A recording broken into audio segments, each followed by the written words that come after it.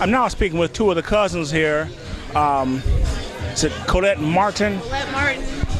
And my mother is Valerie Hackley, who is a daughter of Valentine Hackley and Edith Connor.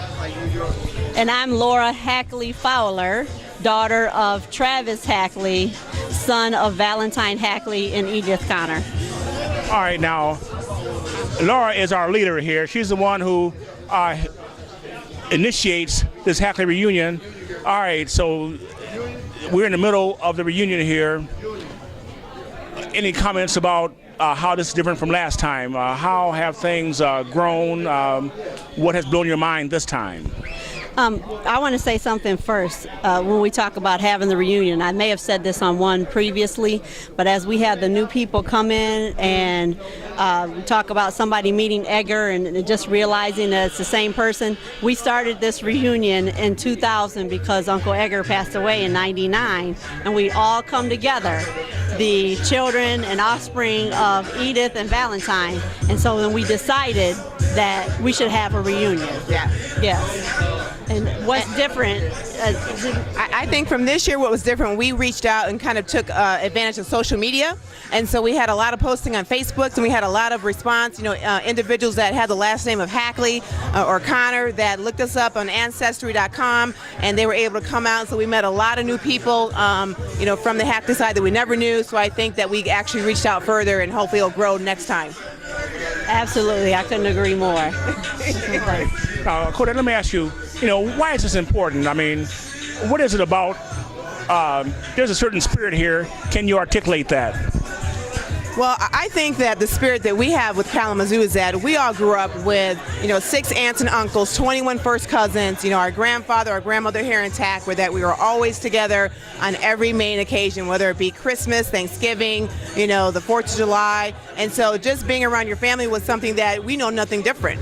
And so as we go out in the world, we see all the new young generation or people that we meet that they have no family history, they have no family ties. And so I consider my family my best friends. And so it's always important for me to be able to reach back out, let them know how we're doing, and be able to come together, every so often to connect and to reconnect again.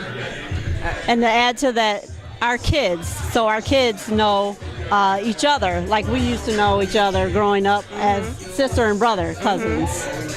And then find this additional family. Exactly. Got to know where you came from, to know where you're going. Now, there's one question I've been wanting to ask you for a couple years now that I haven't had a chance to ask you. And that is, a little bit from the family here, how did you get to Hong Kong? How did I get to Hong Kong? Work. Work. And what other countries have you visited through work? Korea, China,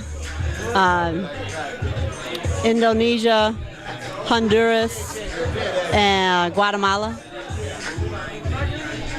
Because the reason I bring that up and keep bringing it up is the one guy who I referenced as our namesake from England. In fact, that at that point in time in history, they said that the #1 way of getting rich in the world was through overseas trade, and that's what he had promoted. And you're going to all these places, to all these countries. I got to ask you, what is it like to? I know you're going there on business, but still to go there.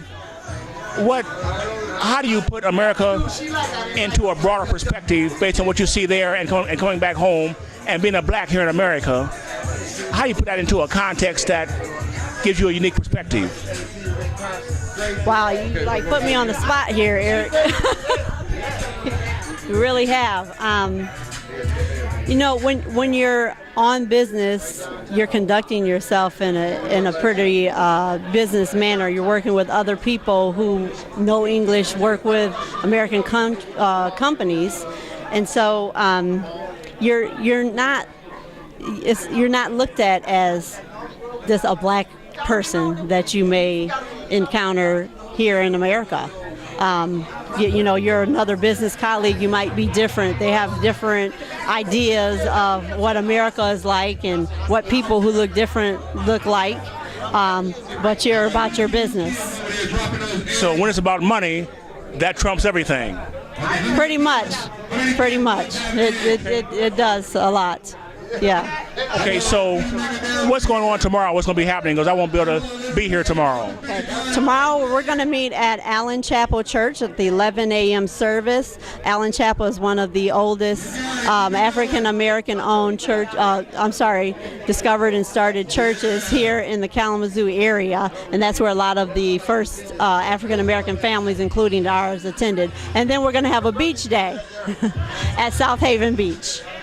Okay, so when is the next reunion, and what do you have in plan for that?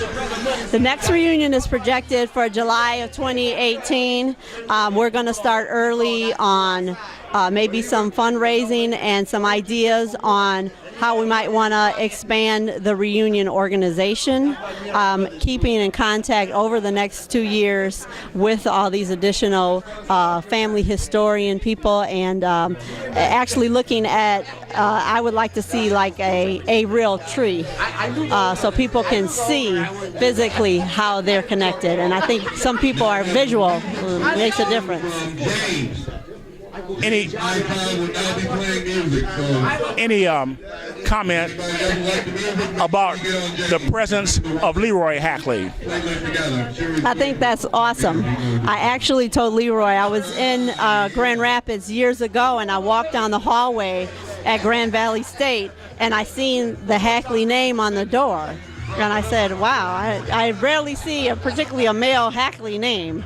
And I thought that he was one of the white Hackleys that are filtered around America, but it was him. One of the former jobs that he had. I think it's awesome that he's researched his family and that we're able to connect a Hackley to Culpeper, Virginia, and he's right here. Okay, well, thank you very much. Okay, thank you, Eric. Thanks for all your help, and you actually do a great job with Hackonomics. Shout out for Hackonomics, and we'll see you next time. Thank you.